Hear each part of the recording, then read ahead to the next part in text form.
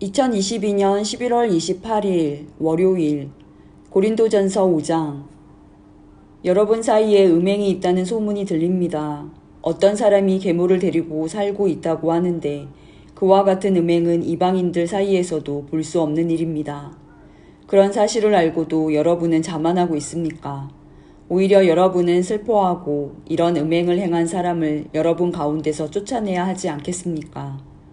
내가 비록 몸은 여러분에게서 떨어져 있지만 마음으로는 여러분 곁에 있어 마치 내가 그곳에 있는 것처럼 이미 그런 짓을 행한 사람을 심판하였습니다. 여러분이 우리 주 예수님의 이름으로 함께 모이고 나의 마음이 우리 주 예수님의 권능과 함께 여러분과 함께 있으니 그 사람을 사탄에게 내어주어 그 사람의 죄의 본성은 멸망당하더라도 영혼은 우리 주님의 날에 구원받게 해야 할 것입니다. 여러분이 자랑하는 것은 옳지 않습니다. 적은 양의 누룩이 반죽 덩어리 전체를 부풀게 한다는 속담을 알지 못하십니까? 여러분은 새 반죽이 되기 위해 묵은 누룩을 없애버리셔야 합니다. 유월절 어린 양이신 그리스도께서 죽으셨으므로 사실 여러분은 누룩이 들어있지 않은 새 반죽이 되었습니다. 그러므로 악의와 악독으로 가득 찬 묵은 누룩이 아니라 성실함과 진리로 가득한 누룩이 들어있지 않은 빵으로 유월절을 지킵시다. 나는 이미 편지에 음행하는 사람과 사귀지 말라고 썼습니다. 내 말은 음행하거나 탐욕스럽거나 속이거나 우상숭배하는 이 세상 사람들과 전혀 어울리지 말라는 의미가 아닙니다. 그러려면 이 세상 밖으로 나가야 합니다. 내가 지금 어울리지 말라고 쓴 것은 어떤 사람이 그리스도인이라고 말은 하면서 음행하거나 탐욕이 있거나 우상을 숭배하거나 남을 모함하거나 술에 젖어 살거나 약탈하거나 한다면 그런 사람들과 어울리지 말라는 말입니다. 그런 사람들과는 음식도 같이 먹지 말라는 것입니다. 교회 밖에 있는 사람들을 심판하는 것이 내가 상관해야 할 일입니까? 여러분들이 심판해야 할 사람들은 교회 안에서 죄를 짓는 사람들이 아닙니까? 하나님께서는 교회 밖에 있는 사람들을 심판하실 것입니다. 여러분 중에서 악한 자를 쫓아내십시오.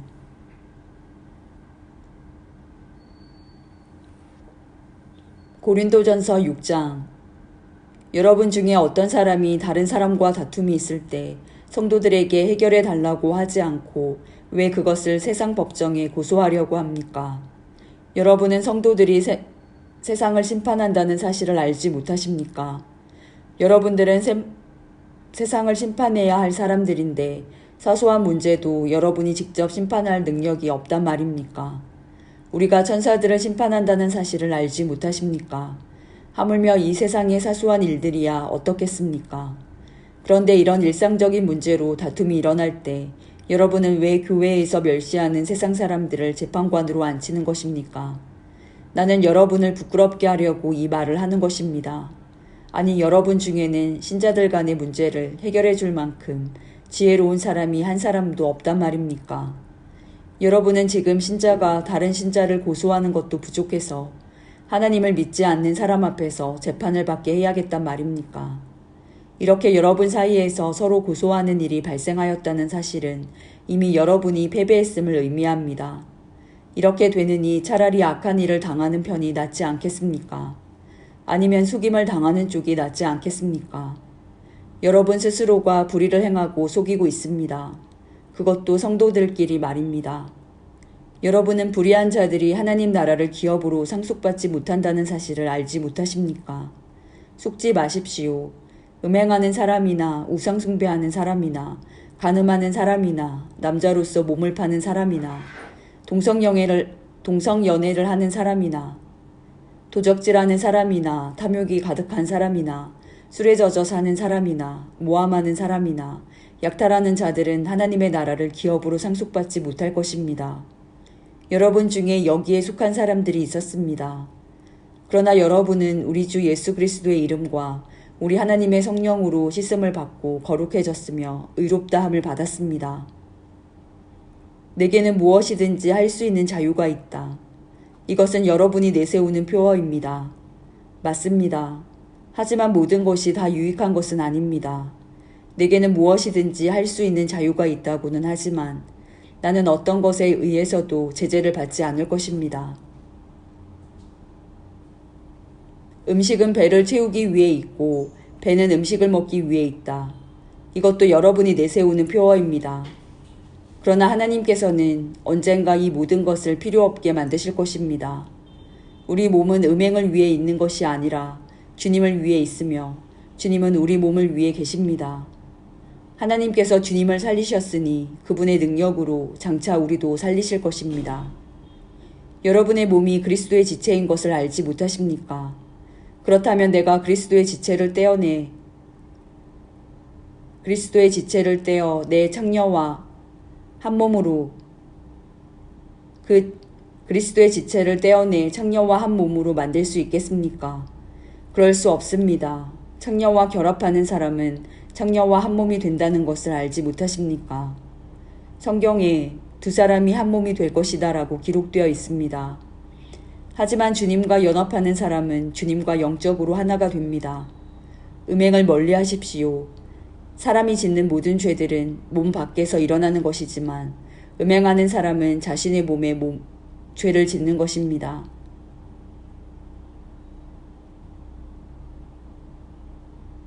여러분의 몸은 하나님께 받은 것이며 여러분 안에 거하시는 성령의 성전이라는 사실을 알지 못하십니까? 여러분은 여러분 자신의 것이 아닙니다. 여러분은 하나님께 값을 치르고 산 몸입니다. 그러므로 여러분의 몸으로 하나님께 영광을 돌리십시오.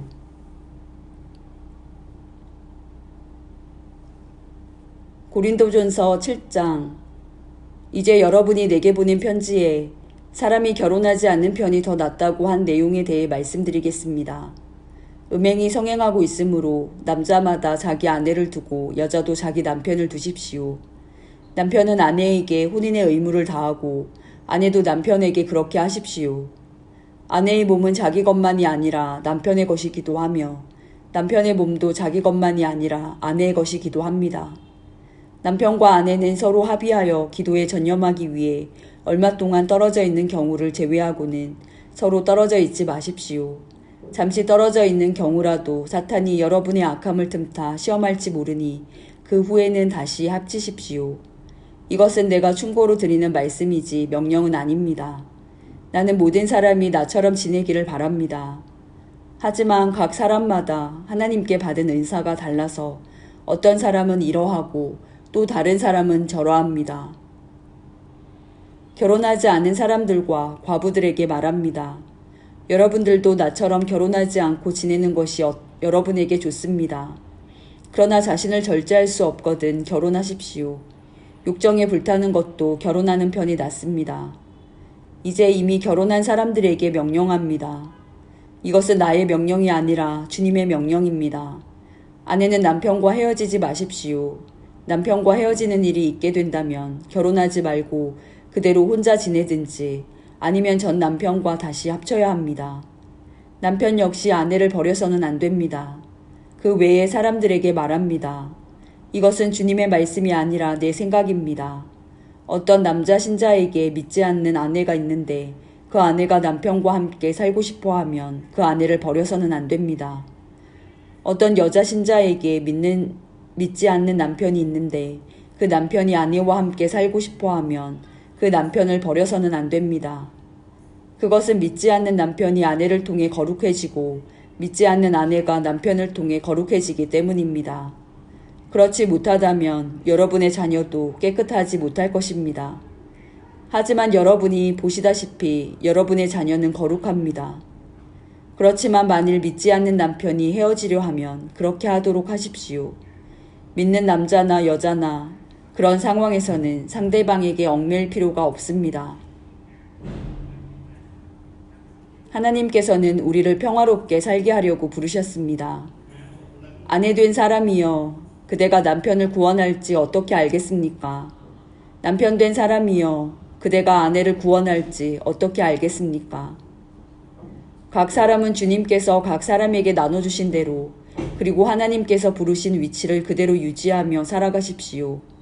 이것은 내가 모든 교회에 세워준 원칙입니다.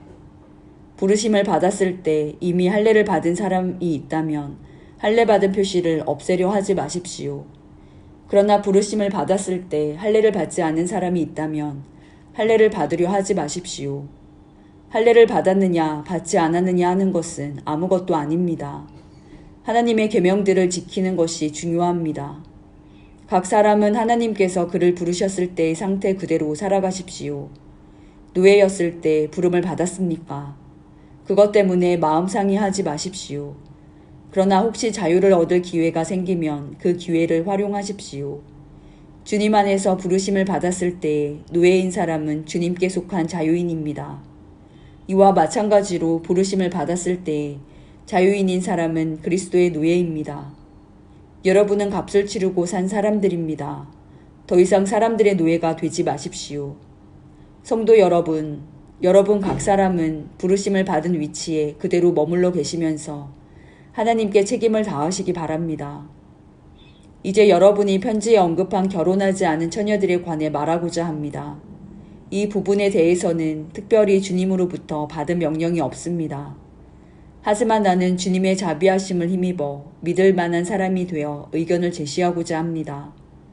현재 겪고 있는 위기를 생각하면 결혼하지 않은 사람은 현재대로 지내는 것이 더 좋다고 생각합니다.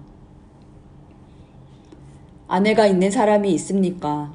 아내와 헤어지려 하지 마십시오.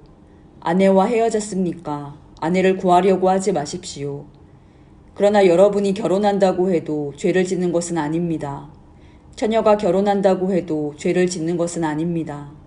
다만 결혼한 뒤에는 이 세상에서 겪는 환난을 맞이하게 될 것입니다. 나는 여러분을 아껴서 이런 말을 하였습니다. 성도 여러분, 내가 하고자 하는 말은 이렇습니다. 시간이 얼마 남지 않았습니다. 지금부터는 아내가 있는 사람들은 아내가 없는 사람처럼 사십시오. 우는 사람은 울지 않는 사람처럼, 기쁨에 넘친 사람은 기쁘지 않은 사람처럼, 물건을 사는 사람은 자기가 산 것을 가지고 있지 않은 사람처럼 사십시오. 세상 물건을 쓰는 사람은 그것들의 마음이 빼앗기지 않는 사람처럼 사십시오. 그것은 이 세상의 현재 모습이 지나가고 있기 때문입니다. 나는 여러분이 마음 쓰는 것 없이 살기를 바랍니다. 결혼하지 않은 남자는 어떻게 하면 주님을 기쁘시게 할까 하고 주님의 일에 마음을 씁니다. 그러나 결혼한 남자는 어떻게 하면 아내를 기쁘게 해줄까 하며 세상 일에 마음을 쓰게 됩니다. 결혼한 남자의 마음은 이렇게 나뉘어집니다. 결혼하지 않은 여자나 처녀는 자기의 몸이나 영혼을 주님께 거룩하게 드리기 위해 주님의 일에 마음을 쓰지만 결혼한 여자는 어떻게 하면 남편을 기쁘게 할 수 있을까 생각하며 세상 일에 마음을 씁니다. 여러분 자신의 유익을 위해서 내가 이런 말을 하는 것이지 여러분을 속박하려고 그러는 것이 아닙니다. 나는 여러분이 나뉘지 않은 마음으로 자신을 주님께 드려 바르게 생활하기를 바랄 뿐입니다. 어떤 남자에게 약혼한 여자가 있는데 자기가 그 여자에게 적절하지 못하게 행동하고 있다는 생각이 들고 더욱이 약혼녀가 홍기를 지날 만큼 나이가 들게 되어 여자와 결혼해야 할 것 같다고 판단된다면 원하는 대로 행하십시오. 죄 짓는 것이 아닙니다. 두 사람은 결혼하는 것이 좋습니다.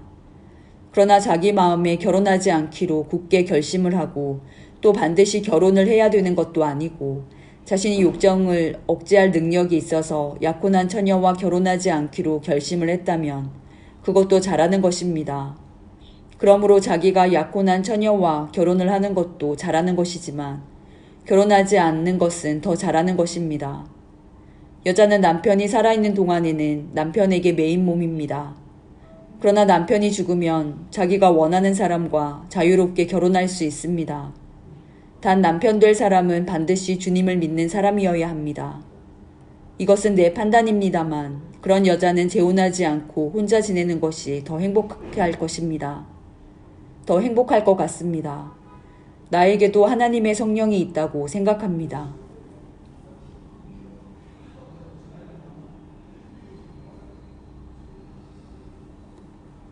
고린도전서 8장. 이제 우상에게 제물로 바친 음식을 먹는 문제에 대해 말씀드리겠습니다. 여러분이 우리는 다 지식이 있다고 주장하는 것을 우리는 알고 있습니다. 그러나 지식은 교만하게 하고 사랑은 덕을 세운다는 사실입니다. 어떤 사람이 자기가 무엇인가 안다고 생각하면 그 사람은 마땅히 알아야 할 것을 아직은 모르고 있는 사람입니다. 그러나 그 사람이 하나님을 사랑하면 하나님께서도 그 사람을 알아주십니다. 이제 우상에게 제물로 바친 음식을 먹는 문제에 대해 이야기해 봅시다. 우리는 세상에서 우상이란 아무것도 아니며 하나님은 오직 한 분뿐이라는 사실을 알고 있습니다. 하늘에나 땅에나 신이라고 불리는 존재가 많이 있고 사실 많은 신이 있으며 많은 주가 있지만 우리에게는 아버지가 되시는 하나님 한 분만 계십니다. 만물이 그분에게서 나왔고 우리는 그분을 위해 살고 있습니다. 또 주 예수 그리스도도 한 분만 계십니다. 만물이 그분 때문에 창조되었고 우리도 그분 때문에 살고 있습니다. 그런데 누구나 이러한 진리를 아는 것은 아닙니다. 사람들 중에는 아직도 우상을 숭배하는 습관이 남아있어서 우상에 바친 음식을 먹을 때 그것이 우상에 바친 음식이라고 생각하며 먹는 사람들이 있습니다.